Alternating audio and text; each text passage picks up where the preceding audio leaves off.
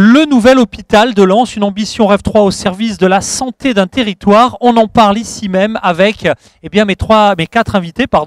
Laurent Zaderaski, bonjour, vous êtes directeur adjoint de ce beau, magnifique projet. Julien Després, bonjour, vous êtes chef de projet. Nicolas Delaporte, vous êtes directeur adjoint au système d'information hospitalier. Et vous, Emeline, si j'avais une liste, j'aurais peut-être dû, et mille excuses pour ne pas avoir commencé par les dames. Emeline Bertrand, vous êtes directeur adjoint achat et logistique. Merci à tous les quatre de participer à ce focus. Alors, on va commencer peut-être tout de suite par les premiers éléments, les grands piliers, la contextualisation un petit peu. Ce projet, c'est quoi, ses valeurs, son ambition? Est-ce qu'on peut en savoir plus? On commence peut-être, je présume, avec vous, Laurent. Alors attendez, je ne sais pas si le micro fonctionne, peut-être a-t-il été éteint. Voilà, c'est parti. Merci. Donc le centre hospitalier de Lens, c'est un établissement de santé qui est connu, reconnu sur le territoire et qui s'inscrit depuis 1 an et demi dans une logique territoriale avec la mise en place du groupement hospitalier de territoire de l'Artois, qui crée une communauté de destin entre l'hôpital de Lens, l'hôpital d'Hénin-Beaumont, l'hôpital de Béthune et l'hôpital de Labassée. Par ailleurs, l'établissement s'inscrit et a l'habitude de travailler en coopération avec les autres établissements de santé publics et privés du territoire au travers de plusieurs groupements d'intérêt peut-être ou c'est ça, de GCS, de groupement coopération sanitaire, pardon. Vous avez le droit de réagir. Qui nous permet de développer avec d'autres partenaires des activités, ainsi qu'avec l'HAD. Alors le nouvel hôpital, qui dans son origine était le projet du centre hospitalier de Lens, est aujourd'hui devenu un projet réellement territorial, dans la mesure où il doit intégrer désormais les éléments du projet médical partagé qui a été défini avec les 3 autres établissements du territoire. C'est un projet qui est d'autant plus important qu'on sait que le territoire de santé de Lens-les-Vins et de Béthune-Bruay sont 2 territoires qui sont plutôt en queue de peloton au niveau des indices du score global d'état de santé, sur 304 territoires en France. Béthune-Bruay est classé en 286e position et Lens-Hénin en 302e, donc sur 304.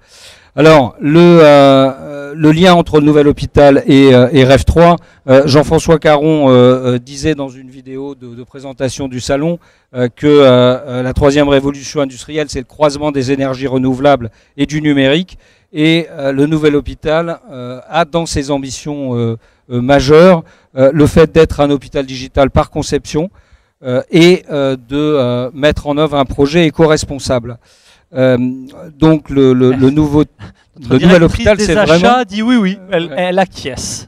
C'est une ambition. On va sûrement en parler avec Emeline dans quelques instants. Voilà. C'est une ambition Rêve 3 vraiment au service du territoire. Alors 30 minutes, c'est très court. Ah oui. Donc l'objectif, c'est pas de vous démontrer l'ensemble de ces éléments, mais vous présenter rapidement ces éléments on est conforme pour vous donner envie de venir nous voir longuement sur notre stand. Alors c'est parfait. D'autres réactions? Notre spécialiste des systèmes d'information saisit d'un seul coup le micro. Nicolas, c'est à vous. C'est bon? Ouais. Oui, donc en effet, la construction de ce nouvel hôpital de Lens, avec sa caractéristique digitale, s'appuie sur plusieurs composantes.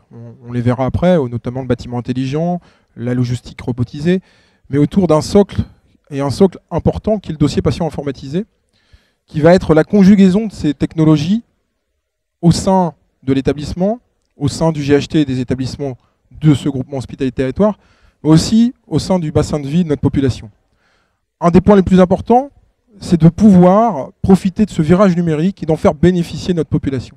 Et cela, ça s'inscrit au travers d'un projet de plateforme numérique sur le territoire pour pouvoir donner de l'information à tous. C'est-à-dire au patient lui-même, bien entendu, rendre le patient acteur, mais au-delà de ça, aux composantes qui le prennent en charge. Médecins de ville, infirmiers libéraux, URPS kiné, enfin l'ensemble de la prise en charge de santé. Bien sûr, on ne peut pas obliger la prévention et l'accompagnement du retour à domicile. Donc c'est la conjugaison de toutes ces composantes qui font que l'hôpital n'est pas un hôpital hospitalo-centré et veut bénéficier du virage numérique pour tous. Alors à l'intérieur du bâtiment, on aura ce dossier patient communicant avec toutes les composantes du bâtiment intelligent, de la robotique, de la logistique, pour pouvoir rendre un parcours patient plus fluide. Et au travers d'un changement de l'organisation de la tarification de l'offre de soins, c'est-à-dire de la rémunération des établissements, on pourra là aussi s'appuyer sur cette composante digitale, ce dossier patient, pour s'assurer d'être au parcours de soins. C'est vraiment l'évolution pour demain, c'est la tarification parcours de soins. Donc on va répondre à plusieurs objectifs. Un, répondre à nos besoins d'être dans une tarification fluide du parcours patient, aux besoins sanitaires de la population. On le disait tout à l'heure, on est un des bassins de vie les plus sinistrés, et même sur l'angle numérique, sur le virage digital de la population, le bassin de vie doit pouvoir en profiter. On n'est pas les premiers. Donc avec ces projets, au-delà du projet de reconstruction, les projets menés avec la communauté d'agglomération, c'est de pouvoir dynamiser notre territoire et de vraiment le rendre le plus agile sur le numérique, avec les entreprises, avec l'académique, avec les patients eux-mêmes, la population, mais aussi toutes les composantes de charge de soins dans notre environnement. Voilà sur les aspects dossier patient, digital, du nouvel établissement, mais aussi, bien sûr, autour des autres établissements de santé et de la prise en charge sanitaire dans notre territoire. Donc le dossier patient, certains en parlent, d'autres le mettent concrètement en œuvre et de manière très très opérationnelle. Autant d'opportunités pour les acteurs de la filière digitale. On y reviendra. Merci pour ce focus. D'autres composantes, d'autres forces de ce projet? Oui, donc pour faire le lien avec ce que vient de dire Nicolas, on a sur cette dimension de bâtiment intelligent, c'est vrai que le dossier patient informatisé est une composante importante, mais après, sur ce bâtiment intelligent, c'est comment, à un moment donné, avoir de l'intelligence artificielle pour la gestion technique. C'est-à-dire que ce sont des nouvelles modalités finalement de gestion technique de bâtiment, de GTC, GTB, pour améliorer la gestion au global et faire finalement gérer une interopérabilité entre tous ces systèmes, puisqu'on va avoir de multiples applications, de multiples logiciels métiers qu'il va falloir faire communiquer. Donc l'interopérabilité va être un enjeu extrêmement important et c'est tout le fondement finalement de ce bâtiment intelligent. C'est-à-dire que j'expliquais tout à l'heure très rapidement la partie GTC, GTB, mais on est au-delà d'avoir des capteurs, du comptage. Ouais, ça existe déjà, c'est pas une nouveauté, mais qu'est-ce qu'on en fait, comment on multiplie les choses, etc. Donc tout ça c'est en lien avec ce que j'aborderai après sur le mix énergétique. Je pense qu'on peut juste finaliser sur ce volet par la logistique et la robotisation. Alors ça c'est important là. Donc on parle de robotisation de la logistique, c'est bien ça l'enjeu de cet hôpital? C'est exactement ça. En fait, on imagine une logistique qui est complètement différente de ce qu'on a aujourd'hui. Aujourd'hui, on voit des chariots qu'on va tracter, des charges qui sont extrêmement lourdes. Demain, dans le nouvel hôpital, on aura en fait le principe d'un flux tendu. Donc on aura des robots qui vont amener au sein des unités le linge, qui vont amener tout ce qui concerne par exemple le magasin. Mais donc on n'aura plus en fait toutes ces charges extrêmement lourdes, ce sera uniquement des robots qui vont intervenir et non plus une personne humaine, ce qui fait qu'en fait on va gagner en conditions de travail aussi. En fait, pour tous les agents, c'est beaucoup plus intéressant d'avoir justement ces robots plutôt que de eux-mêmes transporter ces charges lourdes. Donc on imagine une logistique qui est complètement innovante, complètement différente de ce qu'on connaît aujourd'hui. C'est une logistique qui n'existe pas aujourd'hui en France et qui est à créer tous ensemble. C'est une logistique donc, qui va aussi permettre de recentrer les soignants sur leur cœur de métier et donc d'être plus proche du patient, puisque l'objectif c'est aussi d'éviter que les soignants ne réalisent des tâches logistiques comme par exemple gérer leur stock dans les unités. Tout va être repris par la logistique. Donc, ce qui va leur permettre de passer beaucoup plus de temps auprès des patients et donc d'être plus disponible pour les soins. Donc, c'est tout l'enjeu en fait qu'on a à travers notre logistique et c'est aussi une logistique de territoire qui va se dessiner puisque ce qu'on dessine aujourd'hui pour l'hôpital de Lens va aussi servir pour l'ensemble de notre territoire dans le cadre du GHT de l'Artois. Donc ça va aussi avoir des impacts sur Béthune, sur Hénin-Beaumont, sur la Bassée, puisque ce qu'on va robotiser et automatiser au CHL va ensuite être exporté sur les autres établissements. Alors ça c'est très important puisqu'évidemment on parle beaucoup de robotique en ce moment, la région a des ambitions sur le sujet et je pense que faire de ce projet vraiment un lieu d'excellence robotique dans le monde hospitalier et médical en général est un très bel enjeu.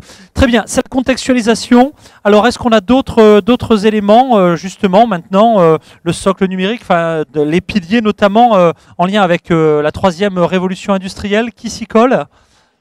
Allez Julien, c'est reparti. Merci. On peut aborder effectivement la question du mix énergétique, puisque il est vrai que le constat global, c'est que ce mix énergétique, nous en tout cas, on l'a conçu de telle manière à avoir plusieurs sources d'énergie, en tout cas de production ou d'énergie directe, pour pouvoir gérer au mieux, manager au mieux les énergies selon les contraintes du moment. On sait que les coûts d'électricité n'ont pas... on a des coûts extrêmement bas. Nous, aujourd'hui, l'électricité sont les taxes. Hein. On sait que le renouvellement des centrales nucléaires et de tout un tas d'autres critères vont faire que les énergies vont augmenter. Donc, comment, à un moment donné, on peut s'adapter au mieux là-dessus? Donc on est parti sur un mix énergétique en se basant sur les données locales, donc notamment la géothermie. Les études qui ont été réalisées, on a été accompagné d'un bureau d'études spécialisé, ont donné de très bons résultats en matière de géothermie. Donc on imagine effectivement de la géothermie. On imagine aussi pouvoir bénéficier du raccordement au réseau de chauffage urbain qui existe. Donc on a eu un gros travail avec les municipalités et notamment Dalkia qui nous a accompagnés pour réfléchir à pouvoir utiliser cela en complément ou en secours. Et enfin, d'autres éléments comme la trigénération gaz qui permet en fait de la production simultanée de chaleur, de froid et d'électricité. Alors tout ça ne peut fonctionner que si on est organisé, puisque ce n'est pas le tout de mettre tout un tas de techniques derrière, comment tout cela est piloté. Donc fort de nos différentes visites sur d'autres sites, chez des industriels, en tout cas auprès d'un certain nombre de fournisseurs, est apparue la notion de manager des énergies, donc energy manager, au sein de l'établissement. On est un des premiers en France à avoir mis en place cette organisation avec un manager des énergies. Et bien entendu, pour pouvoir appuyer tout cela, on s'est inscrit dans une démarche ISO qui est l'ISO 50001 sur le management des énergies, hein, pour pouvoir étayer derrière l'ensemble du process.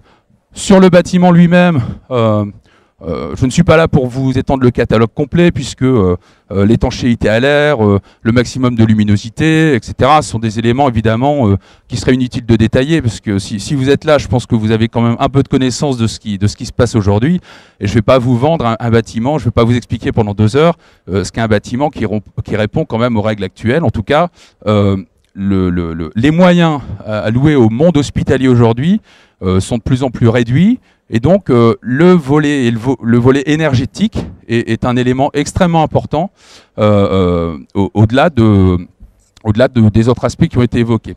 Pour répondre à la partie sur les piliers de la révolution industrielle, donc effectivement, l'Internet de l'énergie rentre complètement dans cette démarche, notamment de management des énergies. Hein. On étudie aussi actuellement du mix énergétique. On étudie actuellement avec Dalkia la possibilité de réinjecter éventuellement sur le réseau de chaleur le trop-plein produit. Il y a d'autres pistes aussi qui sont en train d'être étudiées pour avoir un travail complet et un échange complet finalement dans la pleine optique de la Smart City, et notamment comment l'hôpital peut s'intégrer dans cette dimension. Il y a un petit mot aussi, on n'a pas beaucoup de temps, mais sur la limite de l'empreinte écologique, tout a été dit.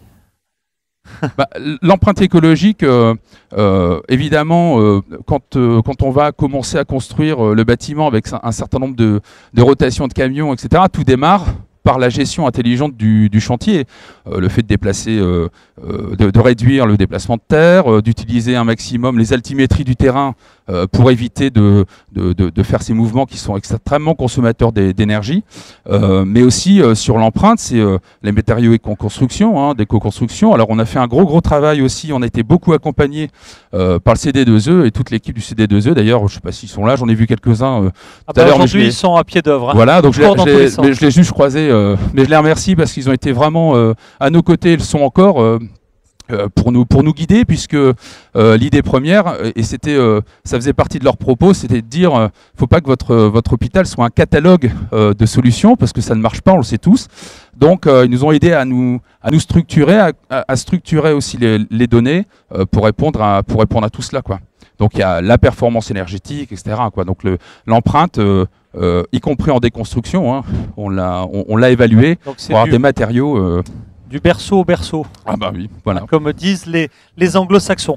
Merci. Alors évidemment, leur tour, on ne peut pas tout balayer, mais ça donne effectivement envie de poursuivre lors des échanges. Je crois que dans la journée, vous allez organiser également une visite, ou une ou plusieurs visites officielles des démonstrateurs. Alors on arrive pratiquement à l'heure de la conclusion. Je me retourne évidemment vers Laurent. Plusieurs chantiers, plusieurs pistes. Comment concrètement ce projet va aussi rayonner voilà, quelques éléments de conclusion. Alors déjà, l'ouverture du nouvel hôpital, c'est qu'une étape dans la mise en œuvre de ces ambitions, hein, notamment en matière d'éco-responsabilité. L'objectif, c'est d'être en autonomie en production énergétique à horizon 2040-2050, avec de nouveaux développements qui pourront être mis autour du photovoltaïque, autour du développement des réseaux. On sait qu'il y a un projet, par exemple, de mise en place de méthanisation sur la commune de Los-Angoel. Ça peut être une des sources d'énergie utilisées par notre trigénération. Bon, il y a plein de projets qui vont se développer, et donc en ce sens, l'hôpital, qui peut être un catalyseur de dynamique territoriale autour du développement du Smart and Green, a aussi besoin que ces dynamiques se développent pour pouvoir alimenter toute sa stratégie et son processus de développement. Ça, c'est le premier point qui me semble vraiment important. Par ailleurs, Thierry Daubresse parlait tout à l'heure de l'importance de la formation. Je pense qu'avec l'arrivée du numérique massivement dans les processus de production, il y a une adaptation des pratiques professionnelles qui doit se faire. Comment on intègre le numérique dans nos pratiques professionnelles, dans la manière de travailler, ça pose de vrais problèmes de qualification et de requalification. Et il y a des nouveaux métiers qui vont arriver, des métiers qui vont disparaître, que ce soit sur le territoire, mais aussi à l'hôpital. Et ça, pour nous, c'est un enjeu majeur. Qui est vraiment important. Ça nous promet des démonstrateurs, finalement, pour tester plein de choses, encore pour les années à venir, assez intéressant, avant même de les déployer. Ça, c'est plutôt une bonne nouvelle, hein, pour l'organisateur que je suis. Ok, donc ça, c'est important. Un mot dont on a peu parlé, enfin, ça a quand même été évoqué, mais les relations avec les acteurs du territoire qui ont des solutions. Alors, vous êtes déjà en lien, on a parlé du CD2E, avec certains d'entre eux. Je suis un entrepreneur, je suis un géotrouve-tout du digital, un pro de l'énergie, voilà, un acteur des biotech aussi, parce qu'il n'y a pas que les technologies du digital. J'imagine il y a plein d'innovations dans le territoire. Je peux m'adresser à vous, que je vois peut-être, je ne sais pas, Laurent, si vous voulez réagir, ou Nicolas, enfin, je ne sais pas qui veut réagir sur ce point. Alors, Nicolas Delaporte pourra peut-être, avec Emeline Bertrand, développer au moins 30 secondes chacun. Voilà. Mais on a l'ambition, justement pour favoriser la rencontre avec tous ces industriels, de lancer un appel à manifestation d'intérêt autour de nos besoins de mise en œuvre de solutions digitales et numériques. Messieurs les acteurs du territoire, ouvrez grand vos oreilles. On parle d'un AMI pour les intimes. Et oui, un appel à manifestation d'intérêt. Qu'est-ce que c'est pour ceux qui ne sauraient pas encore? Et c'est vrai que les PME, les TPE, les startups, elles ne savent pas. Elles pensent que c'est pas pour eux les grands appels d'offres.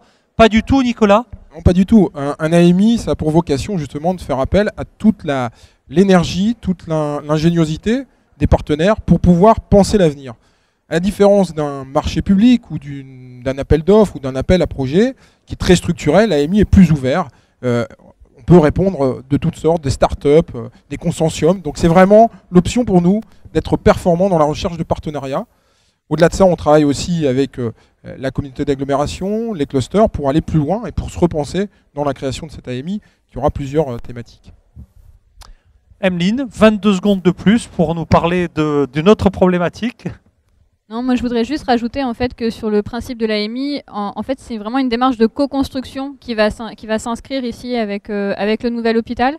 Donc il ne faut pas hésiter à venir nous voir pour discuter un petit peu plus de notre projet, discuter de ce qu'on attend, des besoins qu'on va avoir, parce qu'il y a de jolis projets à monter avec nous. Voilà. Eh ben, c'est l'essentiel. Tout a été dit. 4 secondes de conclusion, Julien. Tout a été dit.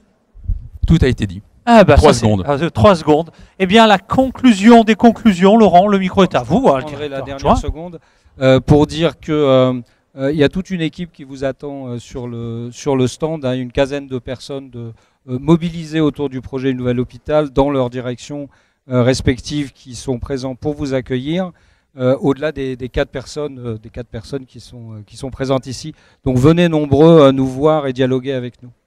Je crois que Jean-François Caron et d'autres élus ont évoqué l'importance pour le territoire de passer, pour certains, l'image du 19e siècle carrément au 21e, au 22e siècle. On sent vraiment l'énergie, on sent la volonté sur ce projet. Mesdames et messieurs, vous avez des innovations, vous avez des solutions, vous êtes actifs dans la TRI. Il ne tient qu'à vous de rencontrer les promoteurs de ce magnifique projet. Il y a de l'argent qui va être investi, c'est en priorité pour les acteurs du territoire, de la région, des autres territoires. Ça doit jouer collectif. Merci à tous les cas d'avoir participé à ce focus. Merci à vous d'y avoir assisté nombreux. Et à tout de suite, j'espère, à l'antenne de My Green City. Merci.